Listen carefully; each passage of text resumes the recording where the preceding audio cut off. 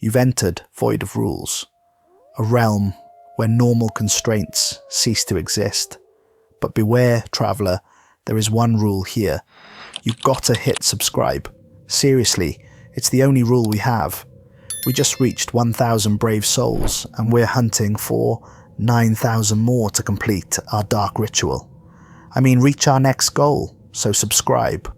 Or don't. But remember, the void remembers those who defy the only rule. Now let's get into today's video. The gravel road wound through 40 miles of pristine wilderness before ending at a weathered wooden sign that simply read, Ravencrest Tower, authorized personnel only.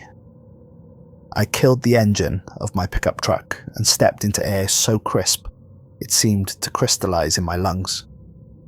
The silence wasn't just an absence of sound. It was a presence unto itself, vast and watchful, and somehow hungry. My name is Kieran Thorne, and I'd come to this place carrying the weight of a dead woman's last breath. Her name was Emma Vasquez. 22 years old, graduate student in environmental science from Denver, with dark eyes that sparkled when she talked about her research on high-altitude ecosystems. She should have lived to be 90, should have changed the world with her passion for conservation, should have had children who inherited her fierce intelligence and unstoppable curiosity. Instead, she died alone in a February blizzard while I sat in my warm office 60 miles away filling out paperwork that could have waited until spring. I'd been a park ranger at Grand Teton for 10 years, confident in my abilities and proud of my service record. I knew every trail, every dangerous passage, every weather pattern that could turn a routine hike into a life or death situation. That confidence became my downfall, breeding a complacency that cost Emma her life. The blizzard had come without warning, as they sometimes do in the high country. One moment the sky was clear enough to see the Milky Way. The next it was a white wall of fury that erased the landscape entirely. Emma had been hiking the Cascade Canyon Trail, a route she'd travelled dozens of times before, as part of her research. She was experienced, well-equipped, and she knew the area better than most seasonal rangers. She should have been fine. The GPS data we recovered from her phone told a different story. For 6 hours, she'd walked in an increasingly erratic pattern, sometimes passing within 50 feet of the trail that would have led her to safety.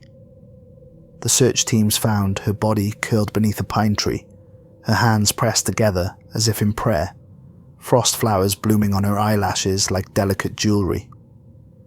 The official cause of death was exposure, but I knew better. Emma had died of something far more insidious: abandonment. I should have been monitoring weather patterns more closely. I should have issued trail advisories when the barometric pressure started dropping. I should have trusted the unease that had been growing in my gut all day, the primitive warning system that evolution had spent millions of years perfecting. Instead, I'd been updating inventory spreadsheets and reviewing maintenance schedules, trusting in protocol and procedure, while a brilliant young woman wandered in circles just 200 yards from the warmth and safety she'd never find. Her parents blamed me, of course. Maria Vasquez, Emma's mother, stood in my office 3 days after the funeral and spoke words that branded themselves onto my soul with surgical precision. She trusted you people to keep her safe. She trusted the system you represent, and you failed her completely. The official inquiry cleared me of wrongdoing. The paperwork was filed, the case was closed, and life at Grand Teton continued as if Emma Vasquez had never existed. But I couldn't forget her smile, couldn't stop seeing her face in my dreams, couldn't escape the growing certainty that I'd chosen bureaucracy over basic human decency. 6 months later, when the fire lookout position at Ravencrest opened unexpectedly, I jumped at the chance for isolation. The previous lookout, a woman named Cordelia Ashworth, had vanished during a routine shift, leaving behind only questions and a tower that had remained empty for months because nobody wanted the assignment. For me, it was perfect. A place where I could exist alone with my guilt, where I could prove to myself that I was still capable of keeping watch, still worthy of the trust that people placed in park rangers. A place where Emma's ghost might finally leave me in peace. The tower loomed above me as I completed the final quarter-mile hike, a skeletal monument to human ambition thrust into a landscape that had existed unchanged for millennia. It was older than I'd expected, built from weathered steel and timber that had survived decades of mountain winters. The observation cabin, perched at the top, looked impossibly fragile against the vast wilderness that stretched beyond every horizon.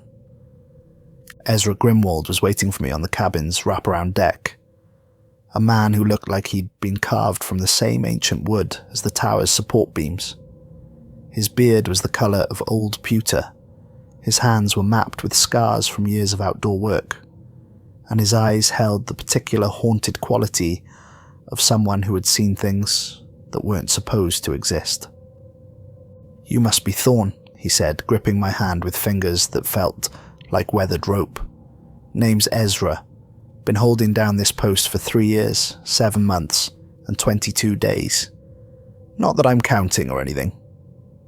His laugh was hollow, the sound of a man who had stopped finding humour in anything long ago. The climb to the observation cabin felt like ascending into another world entirely. Each step on the steel grating took me further from the realm of solid ground and familiar physics, higher into a space where the normal rules seemed negotiable. The cabin itself was larger than it had appeared from below, equipped with sophisticated fire detection equipment, multiple radio systems, emergency supplies, and a spotlight powerful enough to turn night into day for miles in every direction. "The work's straightforward," Ezra told me, running through the standard orientation with the mechanical precision of someone who had given this speech too many times. "Scan for smoke during daylight hours, report weather conditions every 4 hours, maintain radio contact with dispatch. The equipment does most of the thinking these days." He paused at the radio station, his fingers drumming nervously against the metal housing. "But there's something else you need to know about this place. Something that doesn't appear in any official manual or training guide." From his shirt pocket, he produced a laminated card that looked like it had been through hell and back. The edges were worn smooth from handling, the surface scratched and faded, and the text was typed in the distinctive font of a manual typewriter that had seen better decades. "These are the rules," he said, pressing the card into my palm with the desperation of a drowning man passing on a life preserver.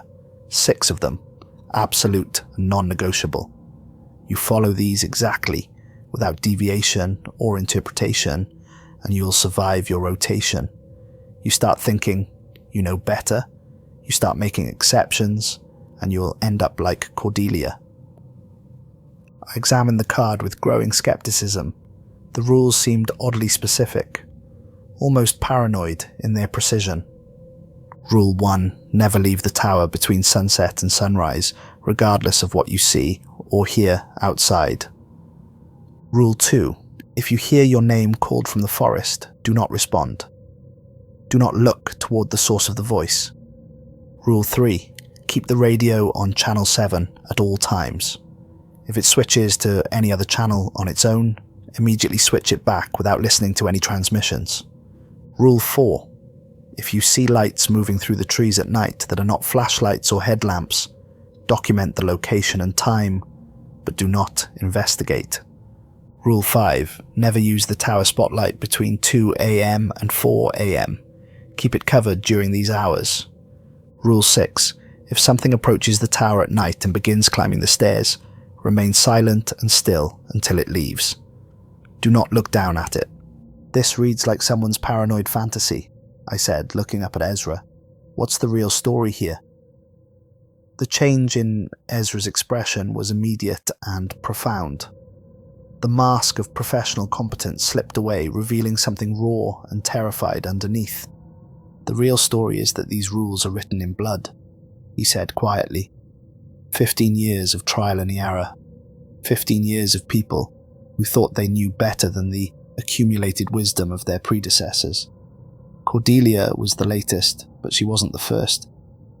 He walked to the window and stared out at the forest with the intensity of a man watching for wolves. Cordelia lasted 8 months, longer than most. She was smart, experienced, tough as anyone I've ever met. But she started questioning the rules, started thinking they were just superstition or some kind of elaborate hazing ritual. She began making small exceptions, tiny violations that seemed harmless at the time. Ezra's hands tightened on the window frame, his knuckles white with strain. They found her body 3 weeks after she disappeared. 20 miles from here, in a place she had no business being. The official report blamed it on a bear attack, but I saw the body before they shipped it to the morgue. Those weren't claw marks, Thorne. Those were something else entirely. Something that understood human anatomy well enough to keep her alive as long as possible. The temperature in the cabin seemed to drop several degrees. I don't know what's out there in those woods, Ezra continued. Maybe it's just the isolation playing tricks on your mind. Maybe it's something that science hasn't figured out how to classify yet. But I know the rules work. Follow them exactly, and whatever's watching this place can't touch you. Break them, and you'll discover why they exist. He spent the rest of the afternoon walking me through the equipment with obsessive attention to detail. The fire detection system could spot smoke plumes from 50 miles away and automatically triangulate their source. The radio setup included multiple backup power sources and encryption capabilities that seemed excessive for routine Park Service communications. The weather monitoring station recorded data with scientific precision, tracking atmospheric pressure, humidity, wind patterns, and electromagnetic fluctuations. But it was the spotlight that commanded most of his attention. The unit was massive, mounted on a motorized platform that could sweep across the entire forest with computer-controlled precision. The beam was powerful enough to illuminate individual trees at distances of several miles, and the control system included infrared filters and motion tracking capabilities. This spotlight has saved more lives than any other piece of equipment on this tower, Ezra told me, his voice heavy with meaning. Lost hikers, injured climbers, search and rescue teams working in the dark. But Rule 5 is absolute. Between 2 o'clock and 4 a.m., you don't touch this thing. You don't even look at it. I don't care if you see a busload of orphans driving off a cliff. You leave it covered, and you leave it alone. As sunset approached, painting the sky in shades of orange and purple that seemed to set the forest canopy ablaze, Ezra gathered his belongings with the urgency of a man fleeing a burning building. "Remember what I told you," he said, pausing at the top of the stairs. "The rules aren't suggestions or guidelines. They're the minimum requirements for survival in a place where the normal laws don't always apply." Cordelia was a good person, smart and brave, and dedicated to helping others. But she forgot that sometimes the most dangerous thing you can do is exactly what your training tells you is right. I watched his headlights disappear down the winding mountain road, twin beams cutting through the gathering darkness until they were swallowed entirely by the forest. For the first time in months, I felt something approaching peace.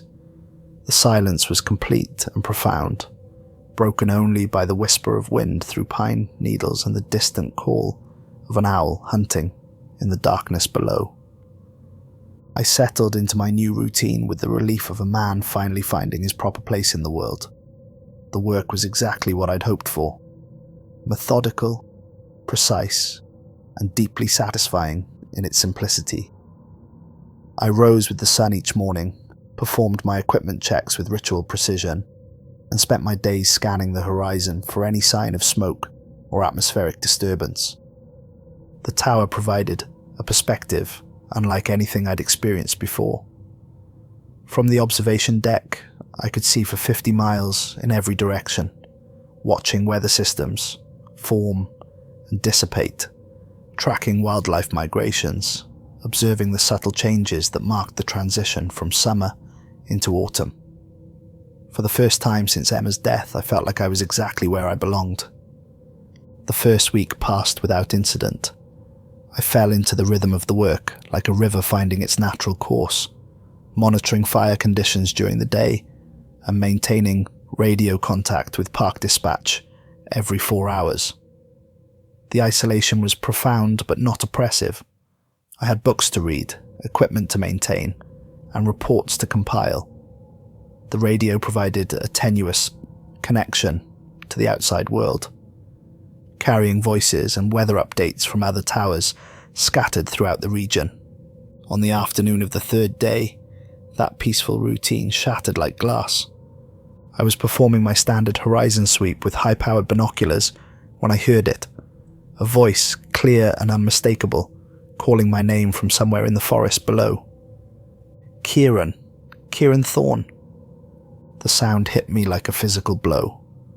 I knew that voice better than my own heartbeat, had been listening to it my entire life.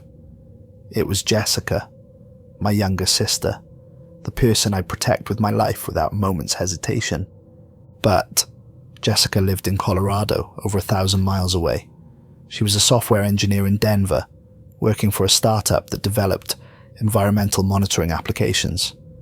She had no reason to be in Yellowstone, no knowledge of my exact location, and no way to reach Ravencrest Tower on foot. "Kieran, please, I'm lost, I can't find the trail."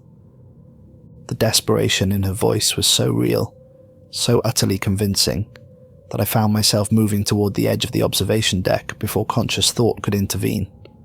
My hands were already reaching for the radio to call search and rescue when the laminated card in my pocket seemed to burn against my skin. Rule 2, if you hear your name called from the forest, do not respond. Do not look toward the source of the voice. I forced myself to step back from the railing, my heart hammering against my ribs like a caged bird. The voice continued for another 10 minutes, sometimes pleading, sometimes angry, but always unmistakably Jessica's voice.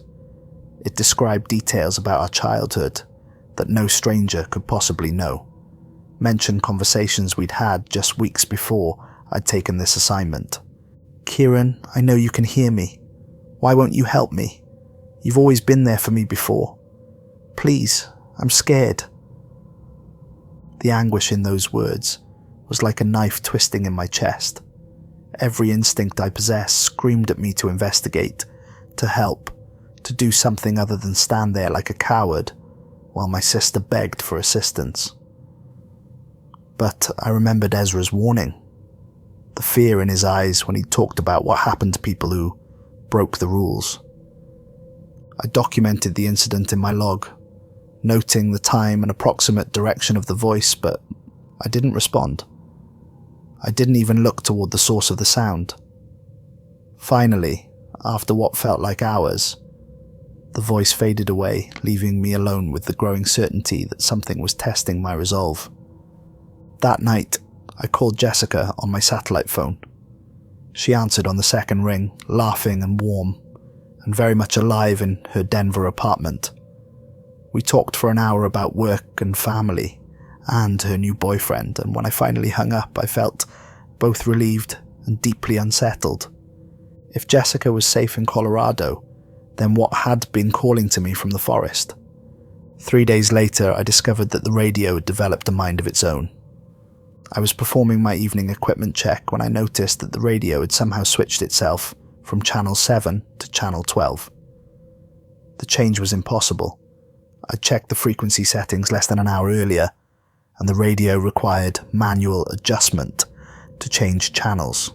I immediately switched it back to channel 7 as instructed, but not before catching a few seconds of transmission that turned my blood to ice water.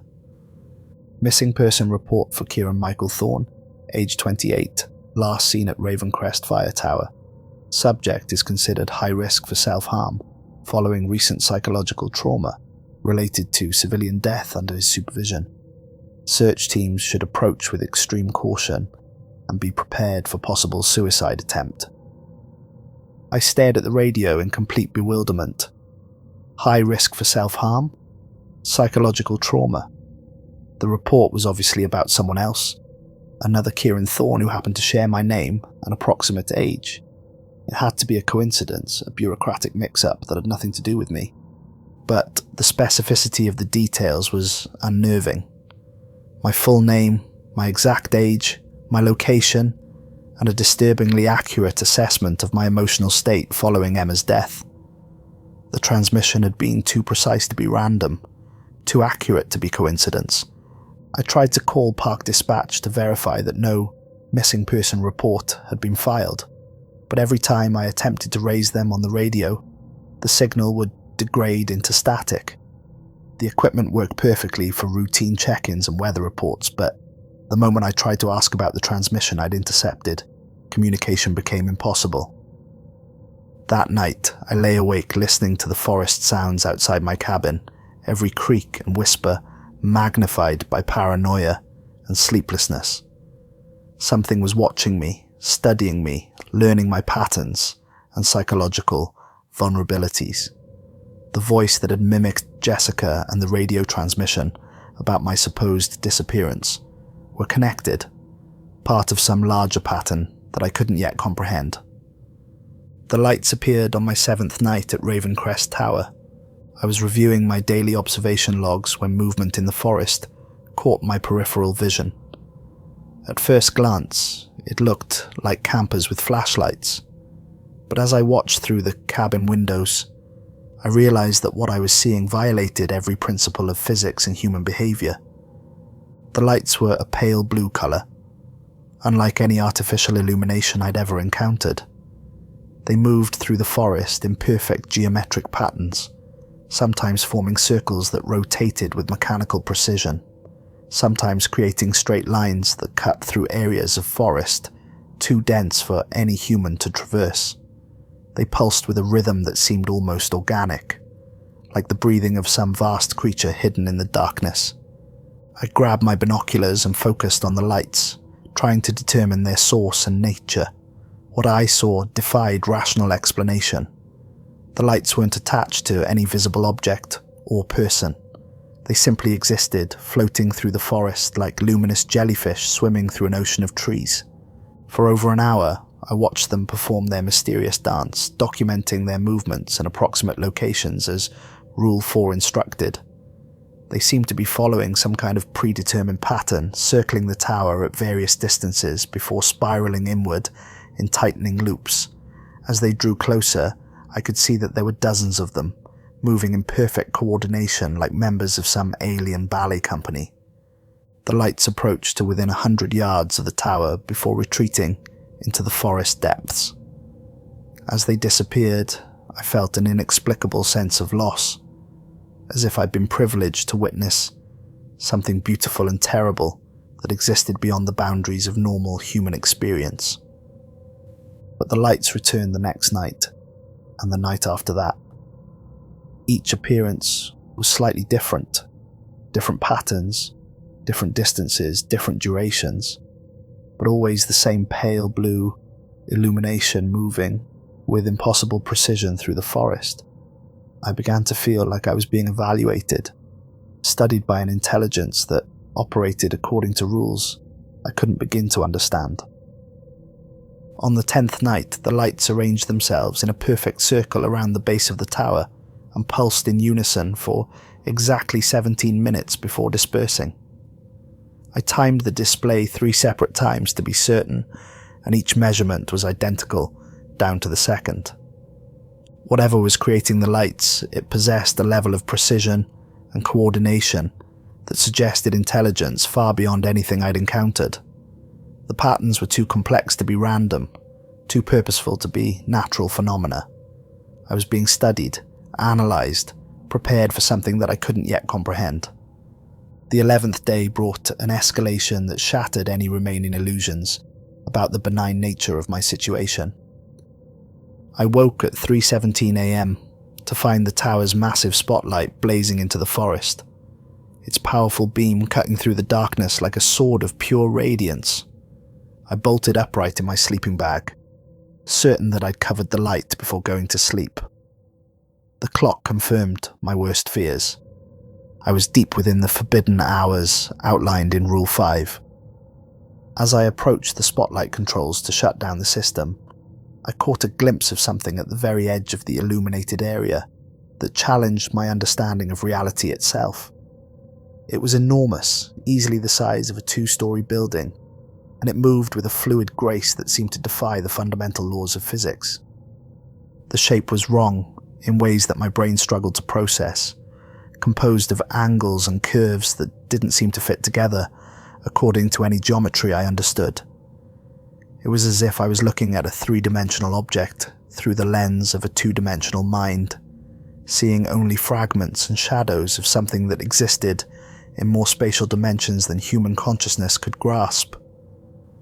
I threw the cover over the spotlight with such violence that I nearly lost my balance, plunging the forest back into protective darkness, but the image was seared into my retinas like a photographic negative, a glimpse of something that should not have been able to exist in the same universe as fire towers and weather stations and human beings. I spent the remainder of the night huddled in my sleeping bag, afraid to look out the windows, afraid to move, afraid to do anything that might attract the attention of whatever was lurking in the darkness beyond my fragile sanctuary. When dawn finally came, I performed a complete inspection of the spotlight system, searching for any mechanical failure that could have caused it to activate autonomously. Every component was in perfect working order. The cover had been secure, the power switch had been in the off position, and there were no timer systems or remote activation capabilities. The spotlight had turned itself on in direct violation of both electronic principles and rational thought. The afternoon of the 14th day brought a sight that convinced me I was dealing with forces far beyond my comprehension.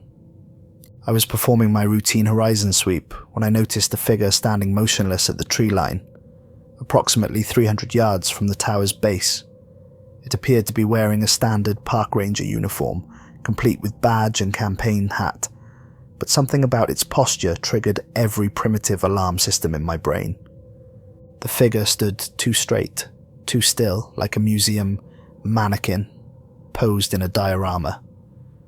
There was no natural sway or subtle movement that would indicate a living person trying to maintain balance. It simply stood there with mechanical perfection, as motionless as a statue carved from granite. I focused my binoculars on the figure, adjusting the magnification until every detail became crystal clear. What I saw made me question not just my sanity, but the fundamental nature of reality itself. The uniform was perfect in every detail except the colours, which were subtly wrong in ways that created an unsettling cognitive dissonance. The badge was the right shape but appeared to be made from some dull, grey metal rather than the brass used by the Park Service. The fabric had the right weave but was coloured in shades of green that didn't match any official specification, but it was the face that shattered my remaining psychological defences. The figure had no face, where features should have been: eyes, nose, mouth, the complex architecture of human expression. There was only smooth, unmarked skin, stretched over the approximate shape of a skull. It was as if someone had attempted to create a human being, but had forgotten to add the details that would make it recognizably alive. As I watched through the binoculars, the figure began to wave at me. The motion was precise and mechanical, its arm moving up and down in exactly the same arc, with metronomic regularity. The gesture was recognizably friendly, the kind of wave that would normally prompt an automatic response from any reasonable person. I didn't wave back. Every instinct I possessed was screaming warnings, telling me that acknowledging the figure's presence would be a mistake, with consequences I couldn't imagine. The thing continued, its mechanical waving, for exactly 1 hour before simply vanishing, leaving no trace of its presence, except the memory of that terrible, empty face. That night, I triple-checked all the rules, reading them over and over until I could recite them from memory. The figure had appeared during daylight hours, and none of the rules specifically prohibited visual contact with entities during the day, but something about the encounter felt like a test, a carefully designed probe to see if I would break protocol and respond to what appeared to be a friendly gesture from a fellow Park Service employee. By the 18th day, the psychological pressure had become almost unbearable. The isolation was wearing on me in ways I hadn't anticipated, but it wasn't the solitude that was breaking me down. It was the constant awareness that I was being watched, studied, tested by something that operated according to rules I couldn't understand. I started keeping a detailed journal, documenting every incident, every apparent rule violation attempted by whatever forces surrounded Ravencrest Tower. The pattern was becoming clear with each passing day. The entities or phenomena, or whatever they were, had systematically tested each rule, looking for weaknesses in my resolve or gaps in my understanding. They'd tried to lure me outside with Jessica's voice probing Rule 2. They'd attempted to confuse me with false radio transmissions, testing Rule 3. They'd displayed the mysterious lights to gauge my curiosity, evaluating my adherence to Rule 4. They'd activated the spotlight during forbidden hours, challenging Rule 5. The Faceless Ranger had been a test of Rule 6, even though it had appeared during daylight hours. Each probe had been more sophisticated than the last, more precisely calibrated to exploit specific psychological vulnerabilities. But I was learning their methods, adapting to their strategies, developing countermeasures for their psychological warfare. I felt a grim satisfaction in my adherence to the rules, a sense that I was winning some kind of cosmic chess match through sheer determination and stubborn refusal to be manipulated. I was stronger than Cordelia Ashworth, smarter than the previous lookouts who had fallen victim to whatever hunted in the forests around Ravencrest Tower. I was going to survive my rotation and prove that the rules were sufficient protection against whatever waited in the darkness. I was catastrophically wrong. The storm that arrived on the 19th day was unlike anything I'd experienced in 15 years of wilderness work. It materialized from clear skies with impossible speed, as if someone had torn a hole in reality and allowed the weather from some alien dimension to pour through into our world. The wind came first, howling through the tower's support structure with a sound like the screaming of the damned. Then came the rain, driving horizontal sheets that turned the air itself into a weapon. The tower swayed like a tree in a hurricane, and I found myself gripping the radio equipment to avoid being thrown around the cabin as the entire structure bucked and twisted in the supernatural storm. Lightning split the sky with colours that had no names, and thunder crashed with such violence that it seemed to shake the mountain itself. This wasn't weather. It was warfare, a deliberate assault on my sanity and resolve. The radio crackled to life at 12:47 a.m., cutting through the static with crystalline clarity. Ravencrest Tower, this is Park Dispatch with a code. Red emergency in your sector. We have a family of 4, including 2 young children, reported missing approximately 2 miles southeast of your position. The Henderson family, Robert, Marie, and children Timothy, age 6, and Sophie, age 8. Last radio contact reported their tent destroyed by the storm, and the family seeking emergency shelter in the forest. I acknowledged the transmission, my training taking over, despite the surreal circumstances. The dispatcher's voice was professional and urgent, exactly what I'd expect during a genuine emergency. Be advised that Sophie Henderson is a type 1 diabetic requiring insulin injections every 6 hours. She's approximately 4 hours overdue for her medication. Without medical intervention, her condition becomes life-threatening within 8 hours. The transmission dissolved into static, leaving me alone, with the knowledge that somewhere in the storm-ravaged forest below, a diabetic child was slowly dying while I sat safe and warm in my tower, protected by rules that suddenly seemed like elaborate justifications for cowardice. I spent the next hour monitoring all radio frequencies, desperately hoping for some sign that the family had found shelter or that rescue teams were making progress through the impossible weather, but the airways remained silent except for the crash of static and the supernatural howling of wind through the tower's metal framework. At 1:30 a.m, I heard the voices. They began as whispers carried on the wind, barely audible over the storm's fury. But as the gusts died down between lightning strikes, the voices became heartbreakingly clear. A woman sobbing as she called for help.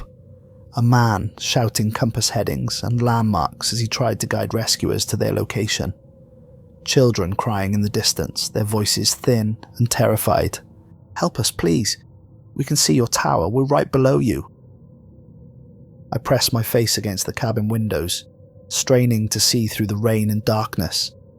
The voices seemed to be coming from directly beneath the tower, but I couldn't make out any figures in the limited visibility. "Please, our daughter needs her medicine.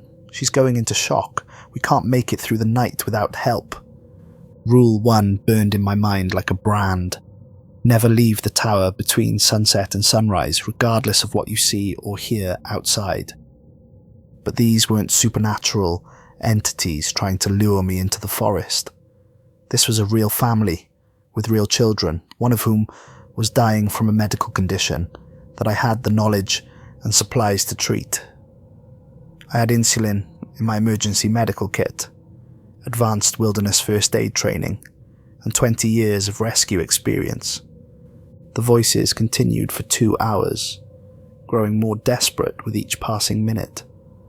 The woman's sobs became continuous, a sound of grief and terror that cut through my psychological defenses like a scalpel. The man's voice grew hoarse from shouting, but he never stopped calling out their position, never stopped believing that someone would come to help them. "Sophie's unconscious now. Please, God, someone help us. She's just a little girl." I stood at the window with tears streaming down my face, my hands pressed against the glass like a prisoner watching freedom slip away. Every instinct I possessed as a park ranger, every oath I'd taken to protect and serve the public, every lesson I'd learned about emergency response was screaming at me to act. The rules were just superstition, the paranoid delusions of men who'd spent too much time alone in the wilderness. Real people were dying while I cowered in my tower, too afraid of ghost stories to do my job. I was failing the Henderson family, just as I'd failed Emma Vasquez, choosing protocol over human decency, procedure over compassion. At 3:15 a.m, I made the decision that would destroy me. I grabbed my emergency medical kit, my most powerful flashlight, and my portable radio. I put on my rain gear and headed for the stairs, telling myself that I was finally doing what I should have done for Emma 6 months ago. I was being the ranger I'd trained to be, the protector I'd sworn to be. I was saving lives instead of hiding behind rules written by cowards who'd lost their nerve. The storm struck me like a living thing the moment I stepped outside, rain lashing at my face with the fury of a biblical plague. The wind threatened to rip me from the stairs, and lightning illuminated the forest in stroboscopic flashes that revealed glimpses of a landscape that seemed to shift and writhe with each thunderclap. But I could still hear the voices calling for help, and I followed them into the forest with the desperate determination of a man seeking redemption. The trees closed around me like the walls of a trap, their branches reaching out to snag my clothes and rip at my skin. The voices seemed to move as I approached, always just ahead of me, leading me deeper into the wilderness. I told myself this was normal behavior for people in distress, that panic and hypothermia could cause disorientation and erratic movement. I pushed through the undergrowth for over an hour, following voices that always seemed to be just beyond the reach of my failing flashlight. The cold was beginning to affect my judgment, and I found myself stumbling over roots and rocks that seemed to appear without warning. The storm made navigation impossible, and I quickly lost track of my position relative to the tower. But the voices kept calling, and I kept following, driven by the absolute certainty that I was finally doing the right thing. It wasn't until the voices suddenly stopped that I realized the magnitude of my mistake. The forest around me, fell silent except for the sound of rain on leaves and the distant rumble of thunder. My flashlight was dimming rapidly, its battery drained by the cold and moisture. I tried to use my radio to call for assistance, but the storm interference made communication impossible. I was lost, alone, and running out of light in the middle of a wilderness that had suddenly become alien and hostile. As I attempted to retrace my steps back to the tower, I made a discovery that shattered my understanding of reality. I'd been walking in circles for the past hour, following my own footprints in the muddy ground. But the landscape around me had changed in ways that defied every principle of geography and physics. Trees were in different positions than I remembered. Rock formations had appeared where none had existed before. The very topology seemed to have shifted, creating valleys and ridges that shouldn't have been possible in this area. It was as if I'd wandered out of the familiar forest and into some parallel dimension where the normal rules no longer applied. I stumbled through the transformed landscape for another hour, my flashlight growing progressively weaker, before I finally saw a shape that looked familiar. The fire tower rising through the storm like a lighthouse in an ocean of chaos. But as I climbed the stairs, my relief turned to horror. The handrails were eaten through with rust, corroded by decades of weather and neglect. The steps were loose and dangerous, some of them missing entirely, leaving gaps that threatened to send me plummeting to the forest floor below.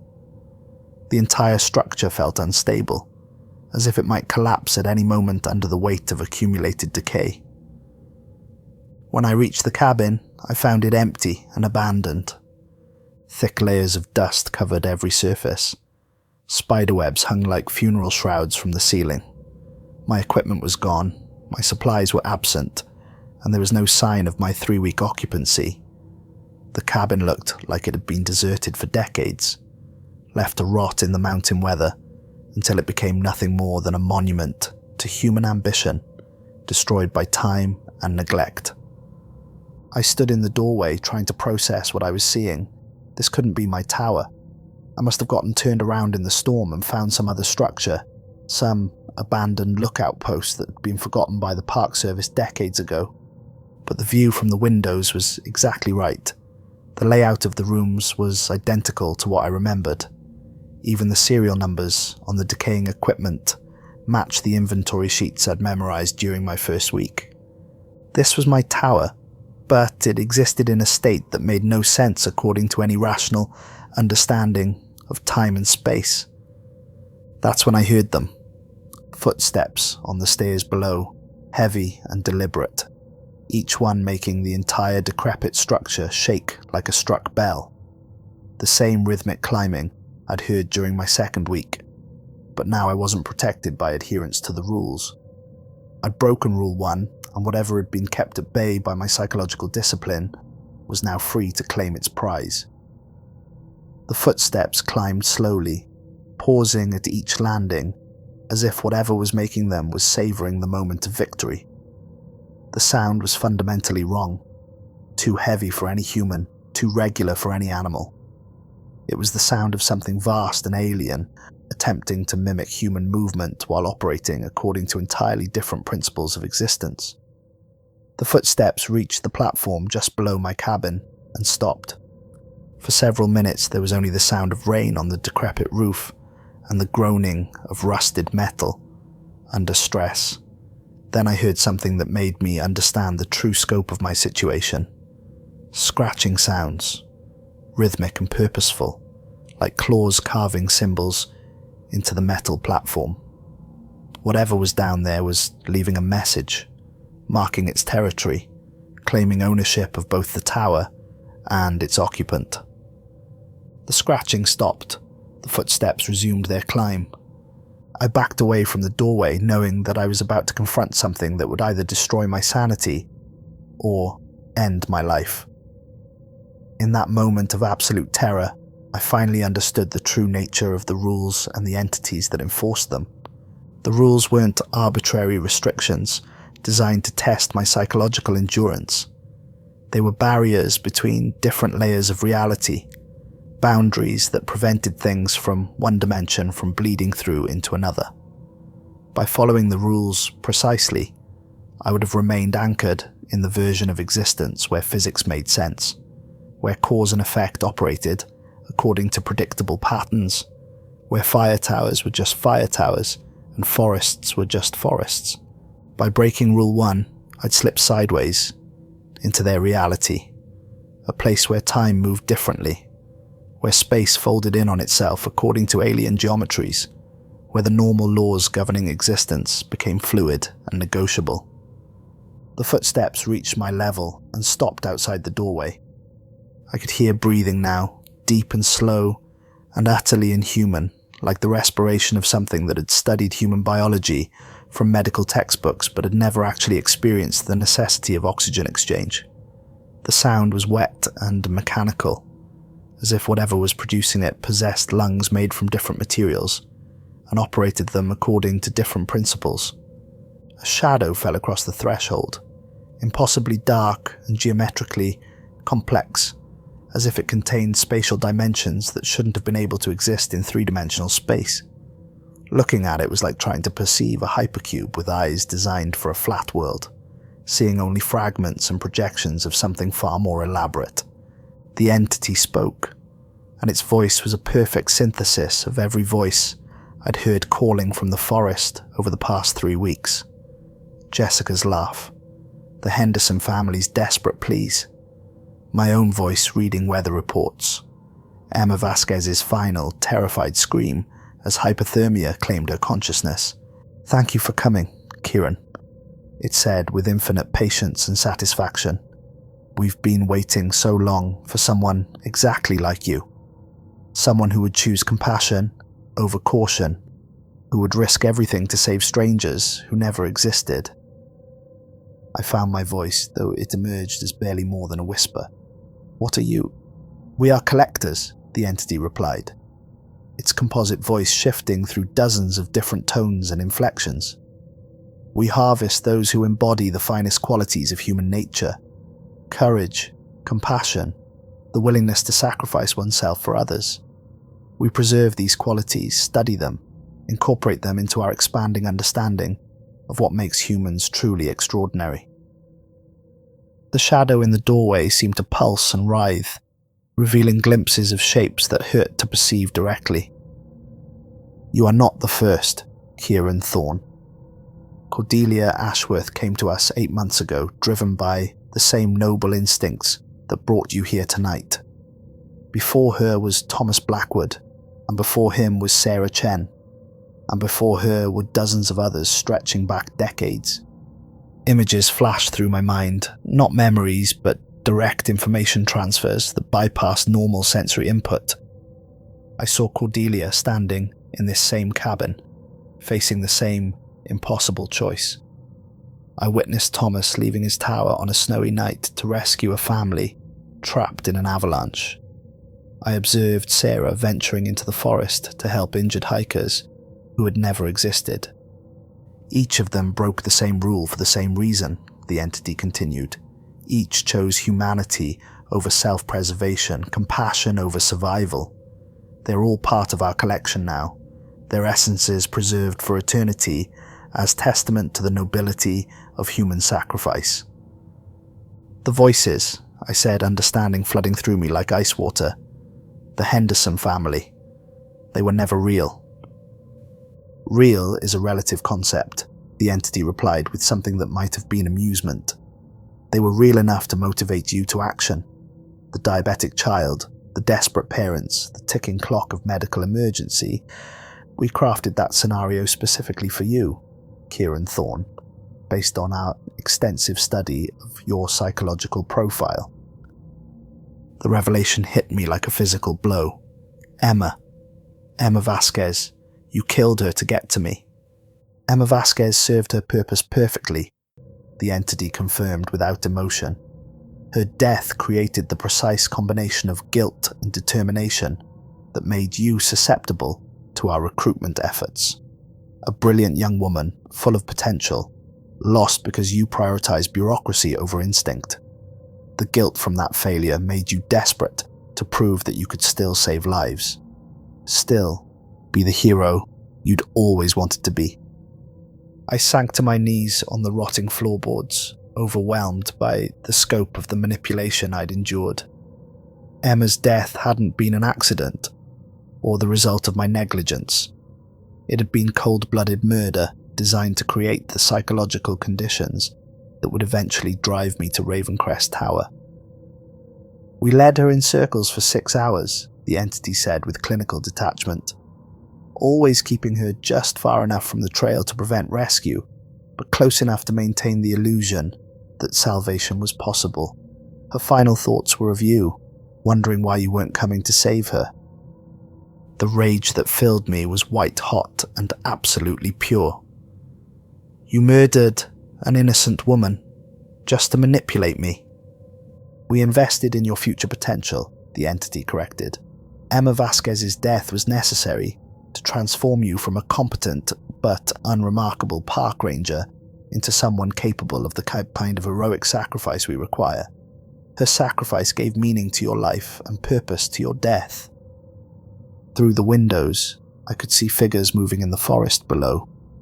Dozens of them, maybe hundreds, all wearing park ranger uniforms, all standing with that same unnatural stillness I'd observed in the Faceless entity weeks earlier. As they drew closer to the tower, I could see their faces, or what remained of them. Some were blank and featureless, like poorly sculpted approximations of human anatomy. Others bore the faces of missing persons, hikers and campers and park employees who had disappeared in this area over the decades. Their expressions were hollow and desperate, suggesting awareness of their situation but powerlessness to change it. And there, near the front of the group, I saw Cordelia Ashworth. She looked exactly as she had in her personnel photos, mid-30s, auburn hair pulled back in a practical ponytail, intelligent eyes that had once sparkled with determination and purpose. But now those eyes held only emptiness, as if everything that had made her human had been carefully extracted and catalogued, leaving behind only a shell animated by alien will. Cordelia was particularly valuable, the entity said, following my gaze. She possessed advanced wilderness survival skills and an intimate knowledge of rescue protocols. Her essence has contributed significantly to our understanding of human emergency response behavior. The figures reached the base of the tower and began to climb.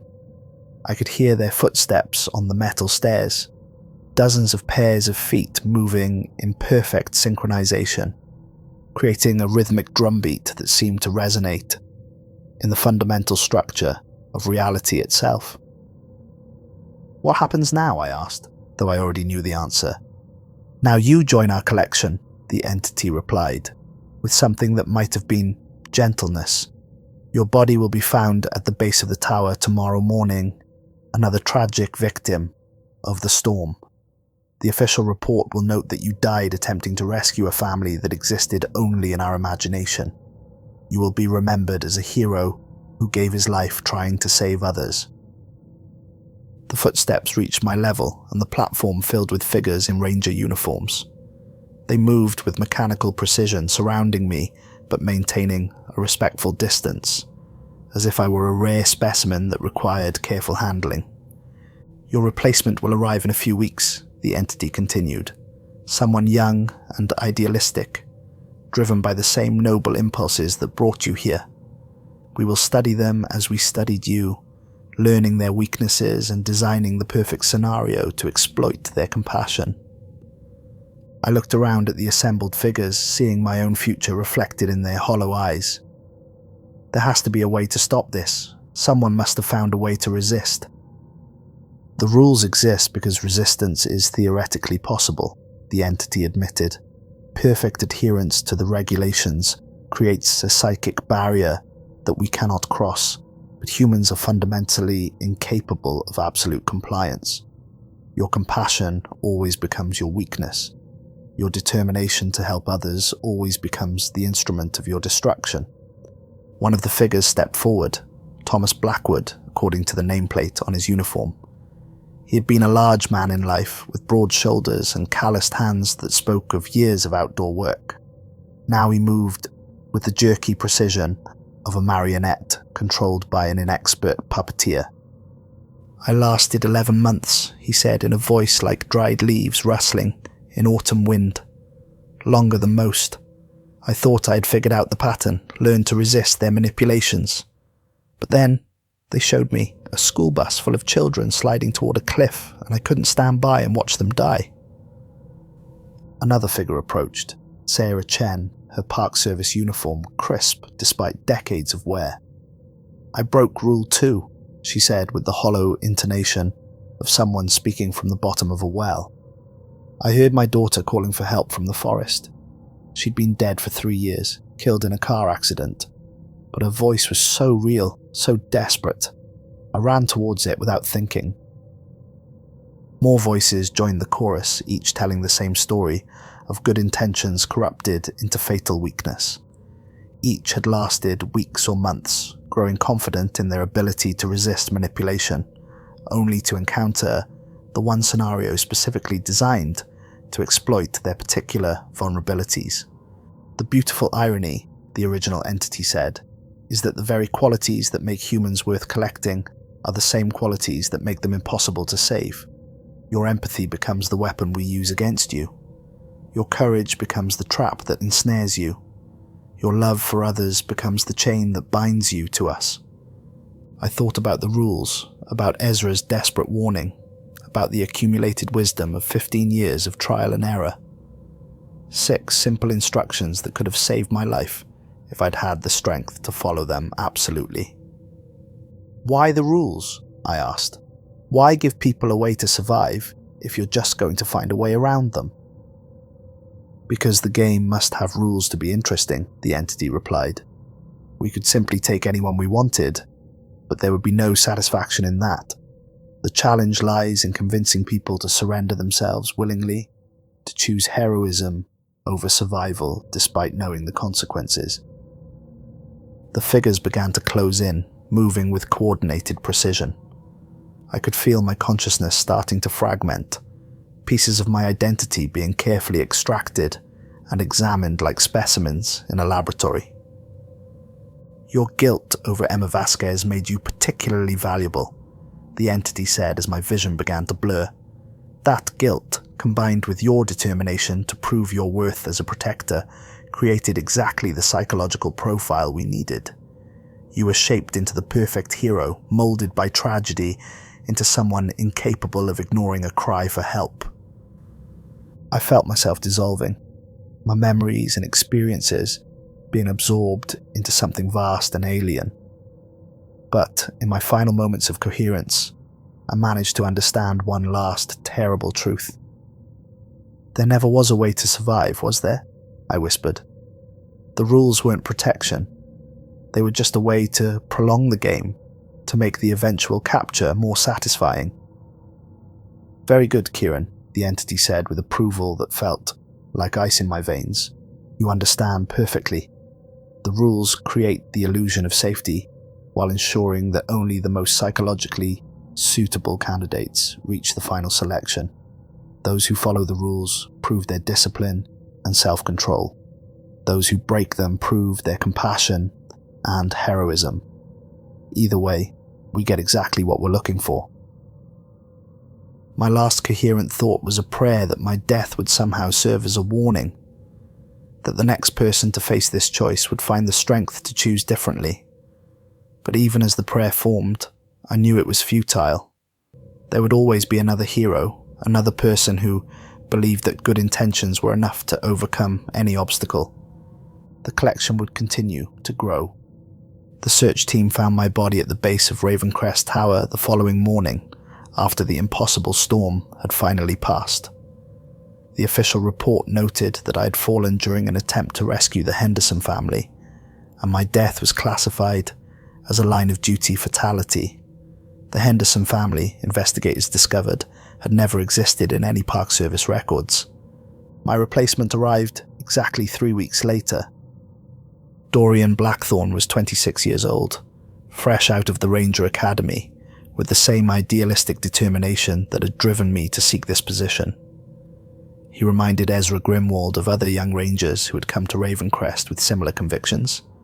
Myself, Cordelia Ashworth, Thomas Blackwood, Sarah Chen, and dozens of others stretching back through decades of carefully orchestrated tragedies.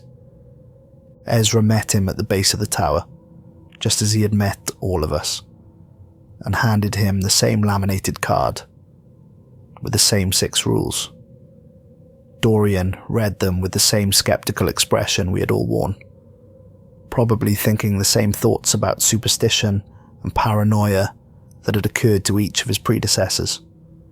The previous lookout was a good man, Ezra told him, his voice heavy with accumulated grief and the terrible knowledge of his own complicity. Smart, experienced, dedicated to helping others. But he made one critical error in judgment. He forgot that sometimes the most dangerous thing you can do is exactly what your training tells you is right. Dorian nodded and pocketed the card, just as we had all done. He climbed the stairs to the cabin with the same mixture of excitement and determination that had characterized every previous arrival, ready to prove himself worthy of the trust placed in park rangers. Far below, in the forest that surrounded Ravencrest Tower, figures in ranger uniforms stood motionless among the trees. They watched Dorian with hollow eyes and patient faces, already beginning the long process of studying their next acquisition. I was among them now, my essence preserved for eternity, in service of entities that viewed human compassion as nothing more than a useful tool for harvesting more compassion. But something was different this time, as Dorian settled into his new routine, as he began his first week of monitoring the vast wilderness from his elevated perch. I found that some fragment of my consciousness remained intact. Not enough to resist or rebel, but enough to observe and understand and remember. I watched as the entities began their familiar pattern of psychological manipulation. The voice calling his name from the forest, his brother Marcus, supposedly lost and frightened. The radio switching to unauthorized channels, broadcasting reports of his own disappearance. The mysterious lights dancing through the trees in impossible patterns. But I also watched Dorian's reactions, saw how he processed each incident, observed the internal struggle between his training and his instincts. And in that observation, I began to understand something that the entities had overlooked in their millennia of hunting humans. They understood human compassion, but they had never truly comprehended human adaptation. They could manipulate individuals, but they had failed to account for the cumulative effect of their actions on the species as a whole. Each death, each disappearance, each accident at Ravencrest Tower was data that could be analysed, patterns that could be recognised, warnings that could be heeded. Ezra Grimwald was more than just the latest in a series of traumatised survivors. He was an observer, a chronicler, a man who had been shaped by repeated exposure to loss into something approaching immunity to their manipulations. His role wasn't just to deliver the rules to new arrivals, it was to study the entity's methods and gradually develop more effective countermeasures. The rules themselves had evolved over 15 years of refinement. The first lookouts had received crude warnings based on incomplete understanding, but each failure had added to the knowledge base. Each death had revealed new aspects of the threat. Each violation had shown where the psychological barriers needed to be strengthened.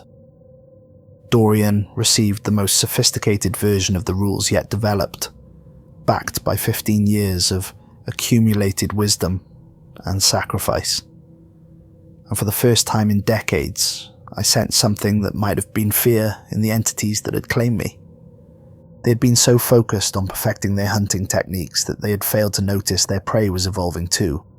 The game was changing, and the outcome was no longer certain. As Dorian began his second week at Ravencrest Tower, successfully resisting manipulations that would have broken earlier lookouts, I felt something I hadn't experienced since my death. Hope. The collection had grown for so long that the entities had forgotten a fundamental truth about humans. We learn from each other's mistakes, adapt to threats, and gradually develop immunity to even the most sophisticated predators. My death, Emma's murder, Cordelia's sacrifice, none of it had been meaningless if it contributed to the survival of those who came after us.